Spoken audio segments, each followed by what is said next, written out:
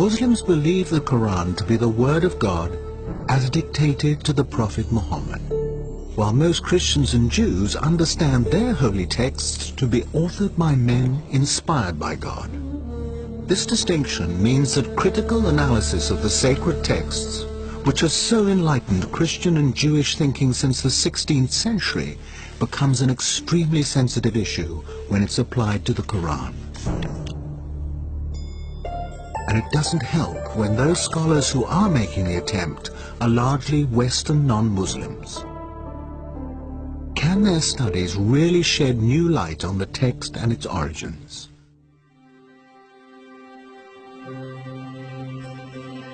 In 1972, during the restoration of the Great Mosque of Sana'a, capital of North Yemen, workers discovered a mash of old parchments in the loft between the inner and outer roofs. The entire load was stuffed into some 20 potato sacks, where it might have remained were it not for the arrival 7 years later of Dr. Geert Puin, a German scholar and Quranic expert. Puin immediately grasped the significance of the find. Working with a team of local assistants, he carefully prized the layers apart and fired off thousands of photographs. 4 fragments immediately caught Puin's attention.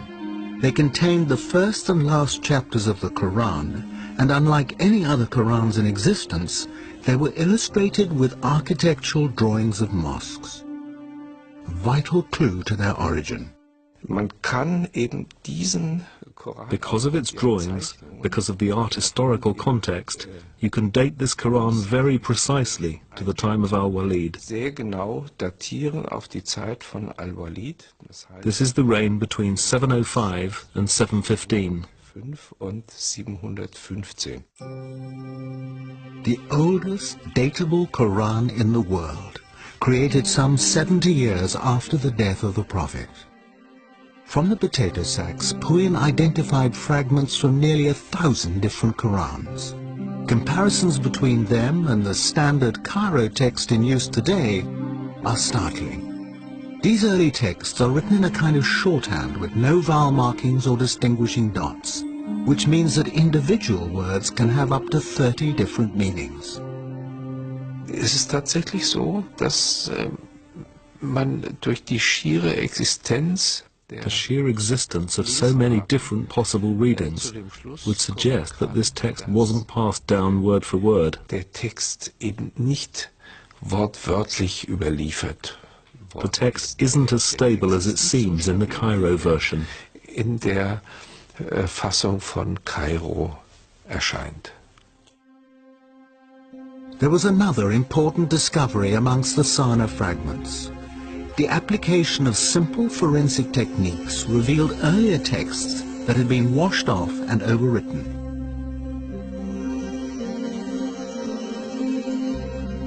Although the hidden text revealed no contradictory meanings, words had been changed, verses and whole chapters rearranged.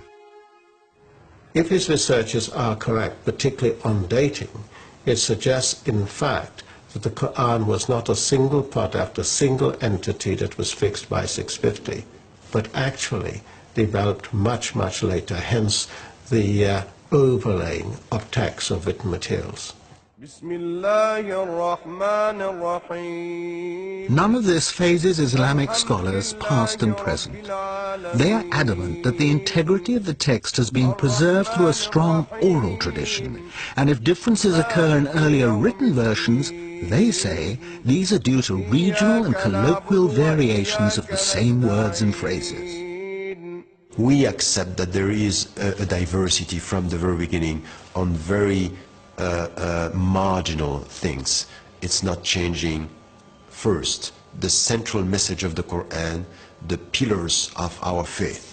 In 2001, another German study caused such outrage that all mention of it was banned in some Islamic countries. A book appeared written by an expert in early Semitic languages. It was so controversial that the author published under a pseudonym and will only speak on condition that his identity remains concealed. So gesehen ist es unbedingt erforderlich, den Koran neu zu lesen. In order to understand it correctly, we need a fundamentally new interpretation and reading of the Quran. Dr. Marcus Gross helped to translate the book from its original German into English and is willing openly to express the author's views. Es wurde schon gesagt, 20%, ich würde sagen 25%. About a quarter or a fifth of the Quran contains unintelligible words or words which don't make real sense. That number can be vastly reduced with the knowledge of Syriac to, let's say, 5%.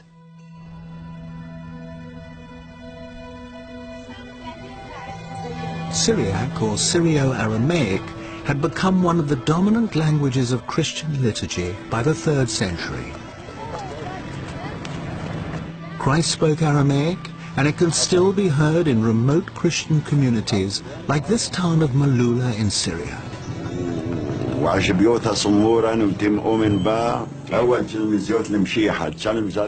But at the time of Muhammad, Syrio-Aramaic was the major written and cultural language of the whole region.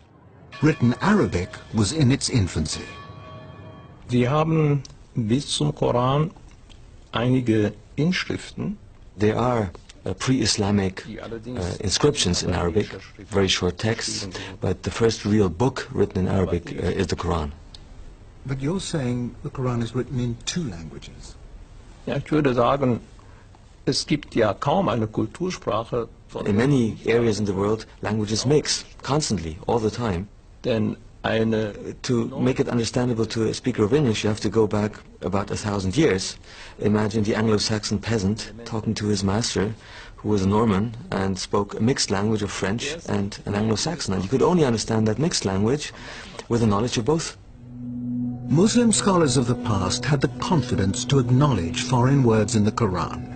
In the 10th century, Al-Tabari, one of the most respected commentators, identified Hebrew, Latin, Greek, Persian, Abyssinian and Syriac words.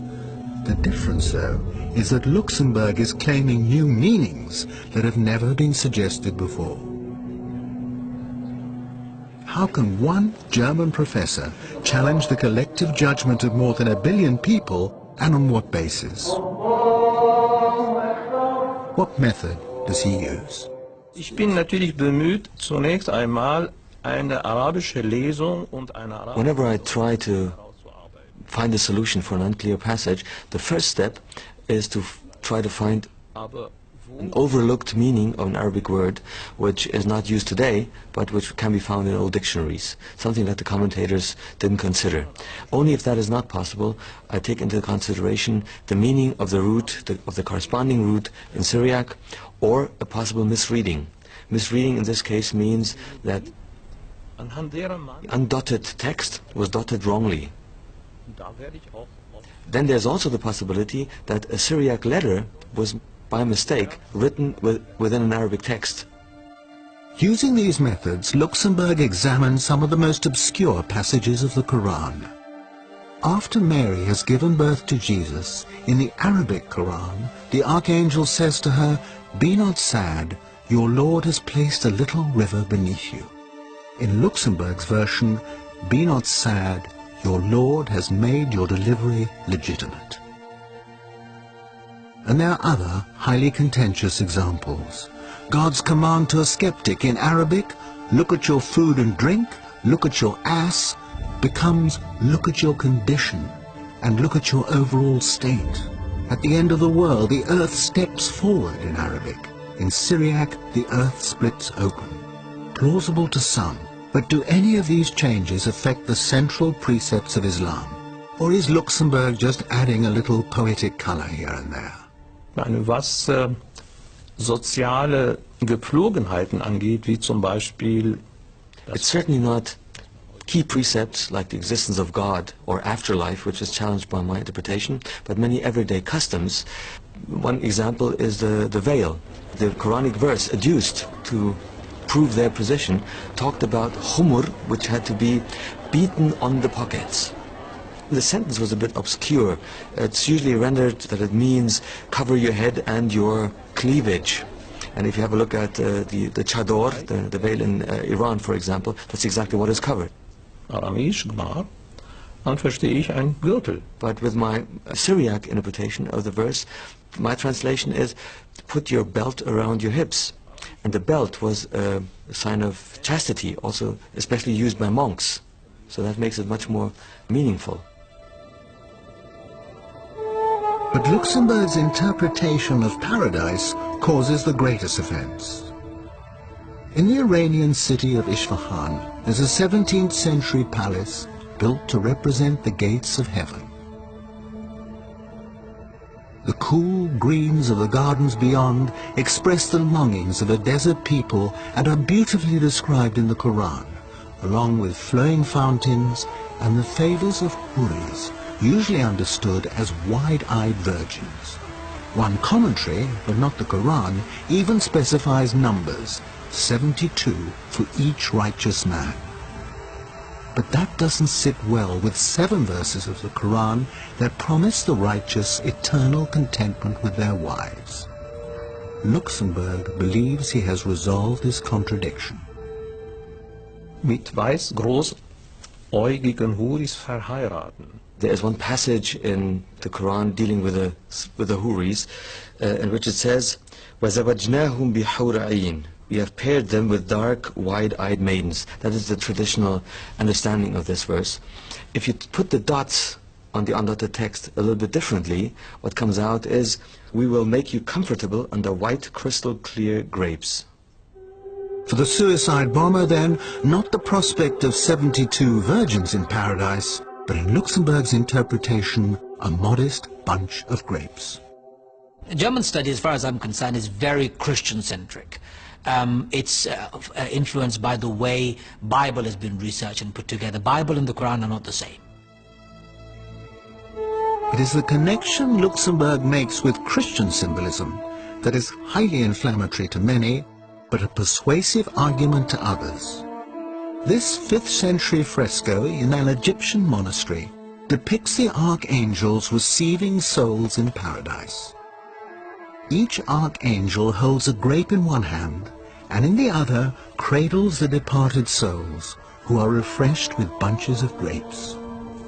The grape motif is repeated in the vestments of the priests of the Syrian Orthodox Church, all relating back to Christ's promise to his disciples at the Last Supper that he will not drink again of the fruit of the vine until he is reunited with them in his Father's kingdom. If foreign words were in the Arabic dictionary at the time of the Prophet, surely they had evolved into an Arabic meaning.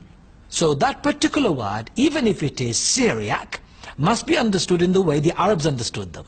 Not as grapes, but as hur, partners in heaven. I think we all understand that it's symbolic, that we have to go beyond the images and the way we look at the paradise, for example. You know, we are not asked to think of this on, you know, in a literal way. This is what is. We don't know. It's just for us a description of what is going to be beautiful beyond your imagination. Although Luxemburg's work has been called into question by leading academics and is controversial by its very nature, he believes it opens a door, encouraging linguists, archaeologists and historians to use modern tools to throw further light on the text and its context. For some Muslim scholars, that is in the Quranic spirit of free inquiry, and no threat to those who are robust in their faith. This research by Luxemburg and his colleagues doesn't undermine any of the basic tenets, teachings or principles of Islam. What it does, though, is to provide interesting questions. And we as thinking Muslims, as people of the 21st century, that we should say, yes, let's look at what he's providing. And let's not just condemn, but let's also see if this research has a historical base or is it a product of European Orientalism.